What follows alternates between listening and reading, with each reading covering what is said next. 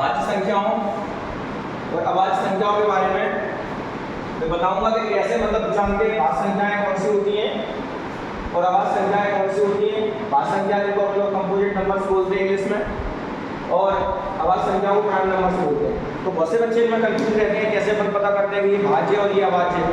इसके लिए सिंपल सा एक तरीका होता है, जैसे हमने नंबर्स को लिखे हैं, आप देखा वन का मैंने यहाँ फैक्टर किया तो 1 into 1, 2 को लिखा हुआ है 1 into 2, 3 को लिखा है 1 into 3, 4 को लिखा है 1 into 2 into 2। तो अपन देख पा रहे हैं यहाँ पर 5 को लिखा है 1 into 5, 6 को लिखा है 1 into 2 into 3 फैक्टर करके, 7 को लिखा है 1 into 7, 8 को लिखा हुआ है 1 into 2 into 2 into 2।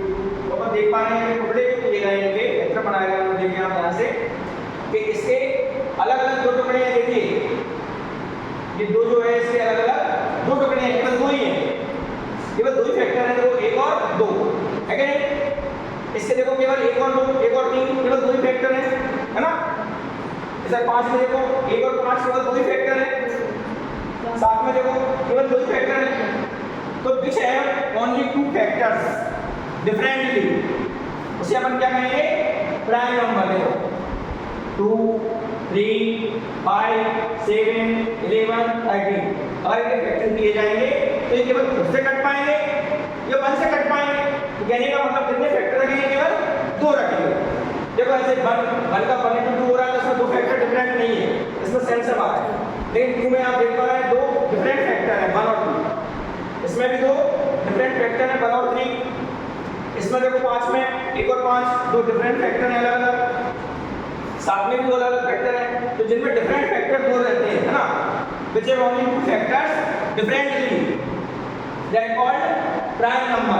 मतलब प्राइम नंबर कहा जाएगा जैसे 2, 3, 5, 7, 11, 13 ये नंबर्स ऐसे हैं जो खुद से ही कटते हैं और किसी से नहीं कटते हैं।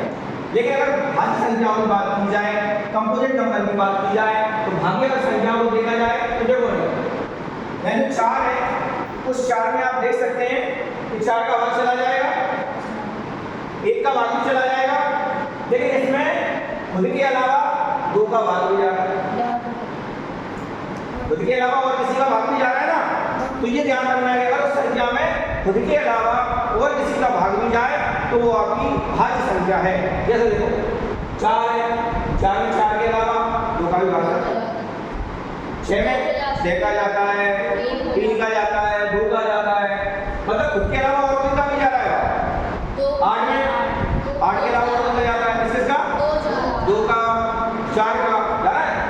9 में भी देखो 9 का जाता है और 3 का भी जाता है ना? मतलब खुद के अलावा और किसी का भी भाग जाए तो वो भाज्य होगी, और केवल खुद का ही भाग जाए और किसी का ना जाए तो अभाज्य होगी। तो अपन देख पा रहे हैं 2 में केवल 2 का ही भाग जाता है, 3 में केवल 3 का ही भाग जाता है, 4 में केवल 5 में केवल 5 का ही भाग जाता है।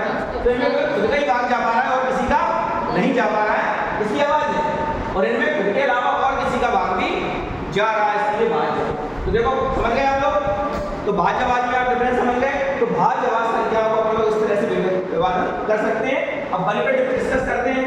तो बल इस नियम के विरुद्ध आ रहा है। देखो बल के 2 टुकड़े तो हम लोग कर सकते हैं, तो क्या बहुत सारे कर सकते हैं 1 into 1 into 1, लेकिन बल में 2 डिफरेंट फैक्टर नहीं है ना? डिफरेंट फैक्टर होना चाहिए इसके लिए, अभाज्य नंबर के लिए, अभाज्य संख्या के लिए। तो उसमें डिफरेंट फैक्टर नहीं है, इस कारण से बल ना तो भाज्य और ना अभाज्य, मतलब जो 1 है वो ना तो भाज्य संख्याओं में आता है और ना अभाज्य संख्याओं में आता है। तो इस तरह से अपन लोग भाज्य और अभाज्य संख्याओं को उनका विभाजन कर सकते हैं और आसानी से अपन लोग उनको समझ सकते हैं।